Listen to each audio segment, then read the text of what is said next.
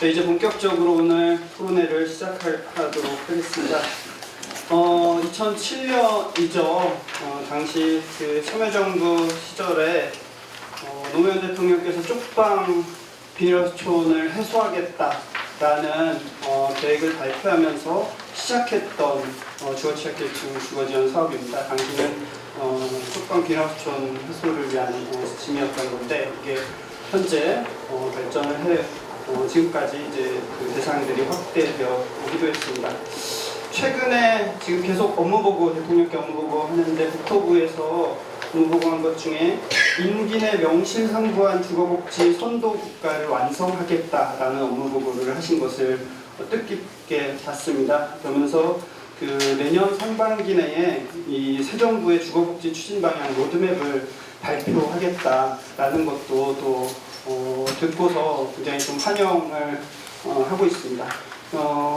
정부가 내년 상반기에 이 새 정부의 주거복지의 방향 로드맵을 발표한다고 하는 만큼 또 국회가 입법으로 뒷받침을 해야 되지 않을까 싶고 그 핵심에 또 역시 이 주거 취약계층들에 대한 주거 지원이 제대로 원활하게 추진될 수 있도록 하는 이 법안이 아닐까 생각합니다. 예, 첫 번째 발제를 듣도록 하겠습니다.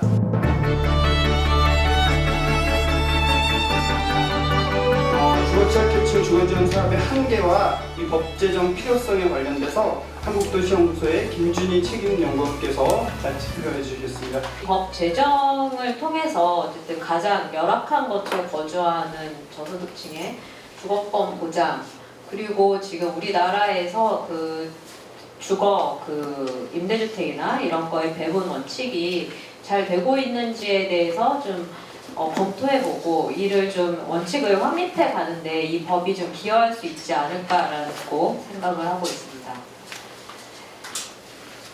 네, 우선 사업의 변화에 대해서 간단하게 말씀드리겠습니다. 그래서 앞서 사회자분께서 말씀해주신 것처럼 2006년에 이제 단신대출용 내임대주택 시범 사업으로 이제 시작을 하게 되었고요. 이제 2007년에는 쪽방과 비닐하우스 거주가구만을 대상으로 이 대상만으로 이제 업무 처리 지침이 제정이 되었습니다.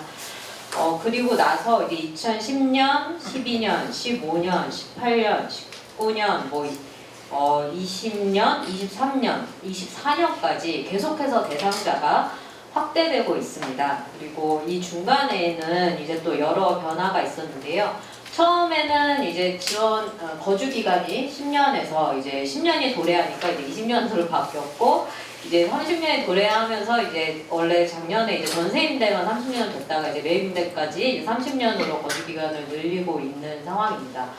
그리고 또 이제 중간에 이제 계속 요구했던 게 뭐냐면은 이게 이제 취약계층한테 임대주택을 주는데 저희가 임대주택을 공급할 때는 보통 재산소득 이런 기준만 보고 그러는데 그 취약계층에게는 얼마나 그 집에 들어가서 잘 살 건지 자활계획서를 처음에 좀 요구를 했습니다. 그리고 그 신청서에도 굉장히 과도한 그 개인정보를 좀 물어봤었거든요. 군대는 갔다 왔냐, 직장을 몇 번 옮겼고, 왜 퇴사했냐, 등등, 그런 것들을 했는데, 그 중간에 이제 자활계획서는 폐지가 됐지만, 아직도 지원 신청서에는 혼인 여부라든지 취업 현황, 그리고 지금 같이 살지 않는 가족관계까지 좀 과도하게 개인정보를 요청하는 문제가 남아 있습니다.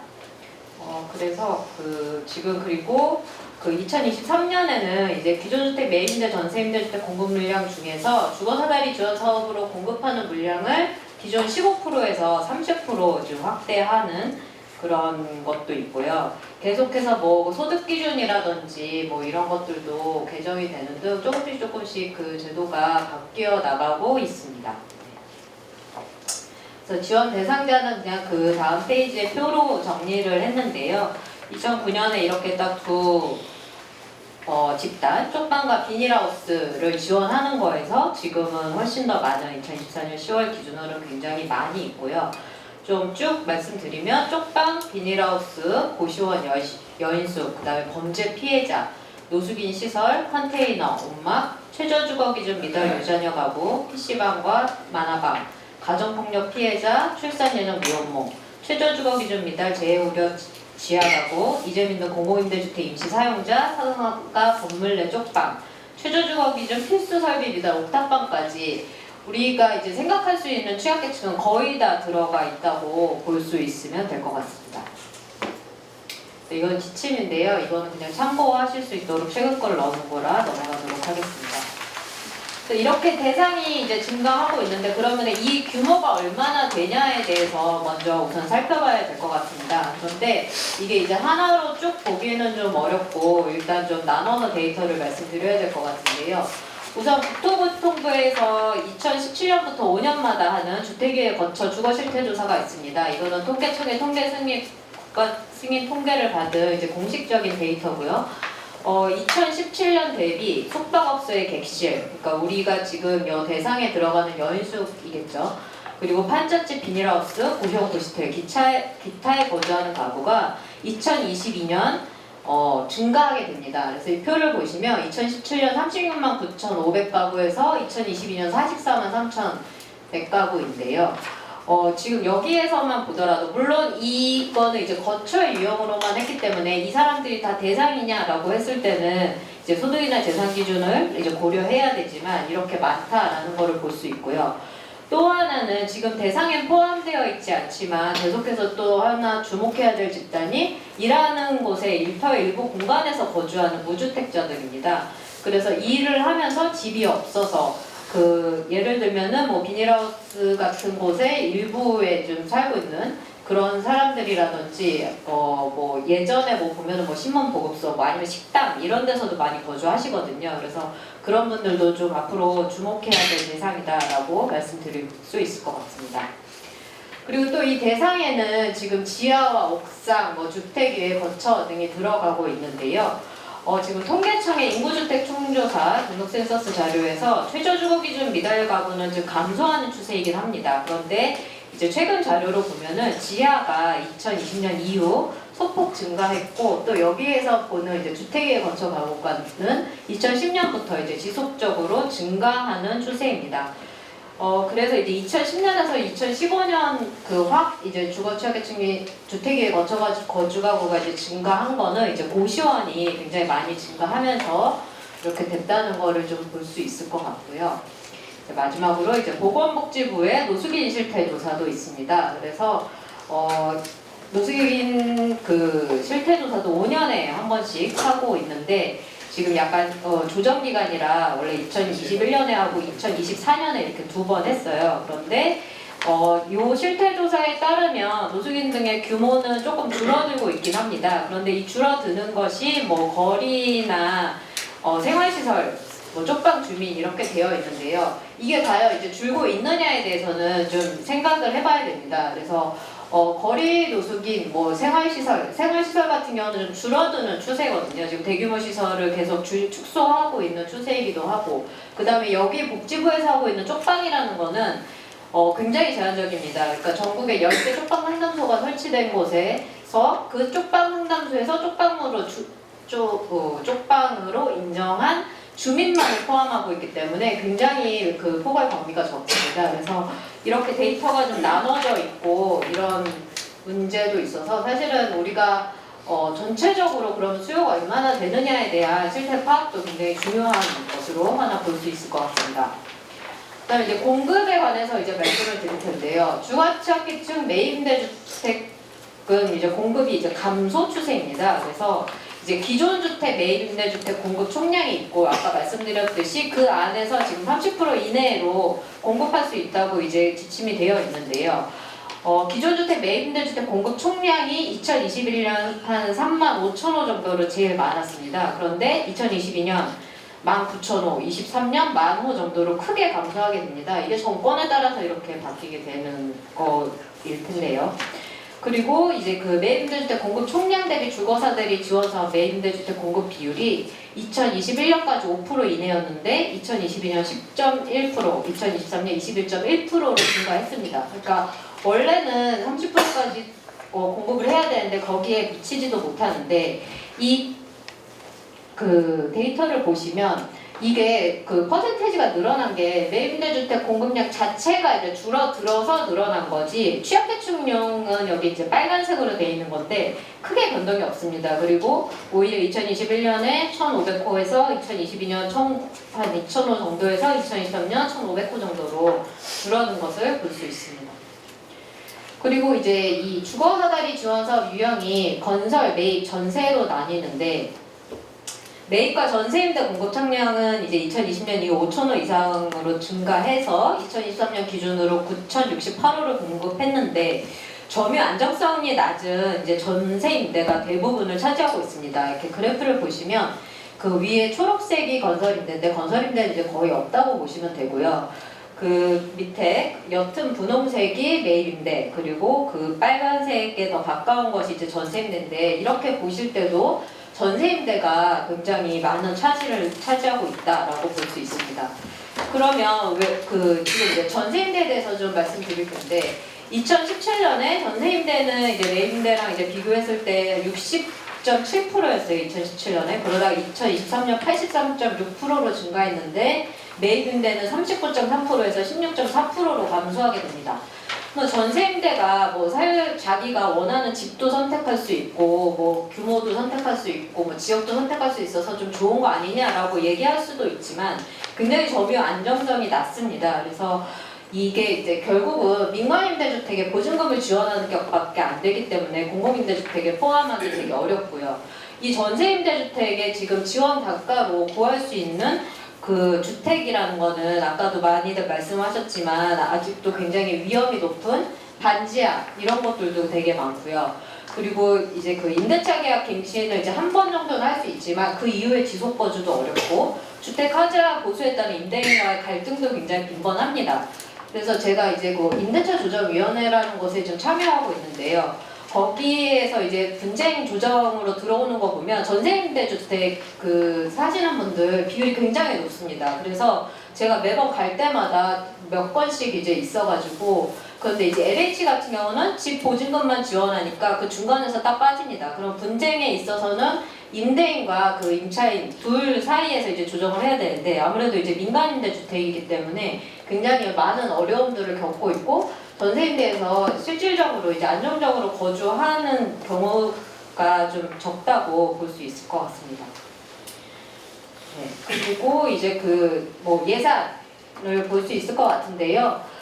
전세임대는 예산 결산 이것이 거의 비슷하거나 아니면 조금 더 오버되지만, 매입임대주택 예산이 2023년 기준 3.5만 호 공급에 6,076억 원이었는데, 결산으로 보면 결국 1.1만 호에 3,900억 정도에 그칩니다. 그래서 예산을 이렇게 했다 그래도 매입을 그렇게 적극적으로 하거나 그렇지 못하고, 그래서 지금 현장에서 더 잘 알고 계시겠지만 지금 LH 매입임대주택을 들어가려면 3, 4년, SH 서울의 경우, SH의 경우도 1, 2년 정도가 걸리는 실정이라고 알고 있습니다. 네, 그리고 또 지역에 따른 편중도 있습니다. 그리고 취약계층은 어느 지역에나 있지만 지금 주거사다리 지원 사업이 이제 서울에서는 증가 추세이긴 하지만 이제 서울 경기의 전체 물량의 70% 이상이 집중돼 있습니다. 그러면은 다른 지역에는 이런 주택이 필요하지 않냐 했을 때 그렇지 않습니다. 그러니까 저희 연구소에서 주거실태 조사를 지자체 주거실태 조사를 하다 보면은 천안이나 이런 사급지에 있는 곳들 있잖아요. 그러니까 기타 지역에 포함되었고 매입임대주택 단가 되게 낮고 이런 데들도 매입임대주택 물량이 없어요. 그래서 공급을 못하고 거의 다 전세임대에 좀 치중하고 있는 상황이고요. 이제 굉장히 이제 수도권에 몰려 있는 공급도 좀 문제다라고 볼 수 있고요. 또 이제 서울에서도 그러면 이제 서울의 공급 물량이 많은데 균등하게 지금 배분이 되고 있냐 그랬을 때 그렇지가 않습니다. 그러니까 서울에서도 굉장히 좀 되기는 했지만 자치구에서는 우리 자치구에 매입임대 하지 말아라 이렇게 비토를 놓기도 했었고요. 지금도 보면은 자료에 따르면 강북구나 서대문구 중심으로 전세임대 공급이 집중되고 있습니다. 그래서 여기 보시면 이제 유형별 공급도 나오는데요. 쪽방 같은 경우도 그렇게 많은 그 거주 가구가 있음에도 불구하고 몇 가구 이제 지원이 안 되고 있고 뭐 노숙인 시설 뭐 이런 데들 그리고 긴급 주거 지원, 범죄 피해자 이런 것들은 이제 좀 전무한 거를 볼 수 있습니다. 그래서 2022년 주택에 거쳐 주거 실태조사 기준으로 숙박업소의 객실, 고시원, 비닐하우스에 거주하는 가구가 20만 가구 이상인 반면에 2020에서 23년 전체 공급 합계는 3만 가구 미만입니다. 이 데이터는 앞에 제가 처음에 말씀드렸던 거에 기반한 건데요. 그리고 이 유형에서도 앞에서 말씀드렸던 것처럼 이 대상이 되게 많이 있는데 이게 골고루 분포되거나 혹은 아니면 그 뭐 가구 수 대비 뭐 어떻게 되는 게 아니라 그냥 고시원 여인숙이 한 절반 정도 되고 최저 주거비 좀 미달가구 이거 이제 두 개 합친 게 이제 85.5%로 이제 대부분을 차지하고 있습니다. 그래서 그랬을 때 이제 정말 그 집이 필요한 사람에게 지금 잘 가고 있느냐 라고 좀 다시 한번 검토해 볼 필요가 있을 것 같습니다. 네, 이 다음은 이제 그 국토연구원의 이글재 박사님이 또 유형별로 분석해 주신 건데요. 이거는 참고로 보실 수 있도록 넣어놓은 자료니까 넘어가도록 하겠습니다. 그래서 이제 지금까지 좀 현황을 쭉 말씀드렸는데요. 그래서 어떻게 하면 좋을까라고 했을 때 오늘의 주제인 것처럼 주거 취약계층 주거 지원에 관한 법률이라는 것이 좀 필요하다. 그래서 이 법에 기반해서 가장 취약한 계층에게 좀 주거를 우선 배분하는 것이 필요하고 공급 물량을 확보해야 된다라는 것을 말씀드리고 싶고요. 또 하나는 이제 주민등록이 불가한 거리 홈리스에 대한 지원이 여기에 좀 잘 분명하게 들어갔으면 좋겠습니다. 그러니까 아까 그 지원 대상에 보면 노숙인 시설이 들어가 있습니다. 근데 노숙인 시설에는 사실 그 뭐 생활시설 예를 들어서 뭐 자활, 재활, 요양시설만 들어가는 것이 아니라 일시보호시설이나 종합지원센터 이런 데들도 들어가요. 그런데 이제 그러니까 그러니까 일시보호시설을 좀 이용할 수 있는 거리 홈리스는 지금 직접적으로 좀 신청할 수 있는 게 없다고 볼 수도 있습니다. 그래서 뭐 예를 들어 텐트촌 같은 데 사시는 분들 계시잖아요. 그런 분들이 이제 운막 요형으로 이제 그 지원을 해서 들어가시는데 그 주민등록이 이제 불가능한 거리에 계시는 분들도 충분히 이제 아웃리치를 하고 관련 단체에서 아니면은 그 구청이나 이런 데서도 하거든요. 거기에서 몇 개월 이상 거주한 것이 분명한 걸로 확인되는 분들에게는 지원할 수 있도록 해야 되는 것이 필요하다고 생각합니다. 그리고 지금 뭐 계속 말씀드렸지만 매입임대주택 공급 물량이 매우 부족합니다. 근데 매입임대주택이 우리가 도입된 거를 이제 생각을 해보면 건설형 영구임대주택 같은 것이 이제 공급이 더 이상 불가능하니까 좀 그 손쉽게 공급할 수 있는 매입임대주택으로 하자. 그러니까 기존 주택을 매입을 해갖고 공급을 하면 더 빨리 공급할 수 있지 않냐 해서 매입임대주택을 이제 만들기 시작한 건데요. 그리고 나서 이제 취약계층한테 이거를 우선 공급하기 위한 건데 이게 지금 너무 이제 지지부진한 거죠. 그렇기 때문에 매입임대주택을 중심으로 공급 물량을 확대하고 지역별 편중도 해소할 필요가 있고 지금 이제 그 거주 기간이 30년 정도로 이제 늘어나기는 하지만 여기도 이제 그 보면은 들어가시는 분들 특성을 보면은 결국은 여기보다 더 좋은 주택을 얻기는 굉장히 어려우세요. 물론 더 뭐 가족 1인 가구가 아닌 분들이 더 큰 집으로 더 큰 이제 공공임대주택으로 이주를 하시면 좋겠지만 그러기 되게 어려운 상황이기 때문에 거주 기간도 영구임대주택과 동일하게 좀 늘릴 필요가 있다라는 것을 말씀드리고 싶고요.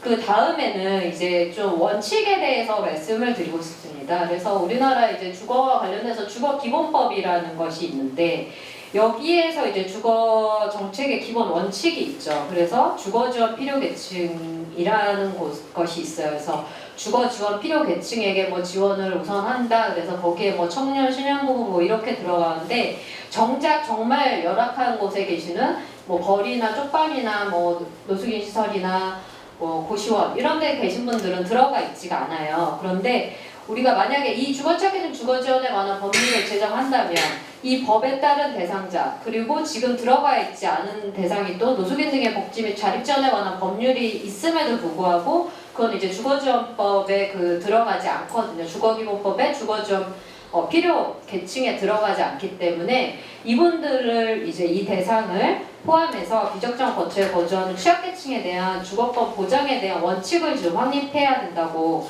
생각을 합니다. 그래서 이 취약계층 주거 지원에 관한 법률은 결국 노숙인 등의 복지 및 자립 지원에 관한 법률에 따른 노숙인 등에 대한 주택 공급에도 굉장히 중요한 의미가 있기 때문에 굉장히 법 제정이 필요하고, 이 지금 노숙인 등 복지법은 사실 그 뭐 굉장히 다 들어가 있어요. 뭐 주거 지원, 고용 지원, 뭐 의료 지원 다 들어가 있는데, 이게 뭐 강제 조항도 아니고 뭐 주거 지원은 진짜 명분만 있는 거고, 뭐 계획만 보더라도 뭐 국토부에서 운영기관용 임대주택 60% 주겠다고 이게 다예요. 그러니까 이분들 가장 취약한 계층에 대한 주택을 공급하는 거에 대해서는 별도의 법을 만들어서 지원을 해야 한다고 생각합니다.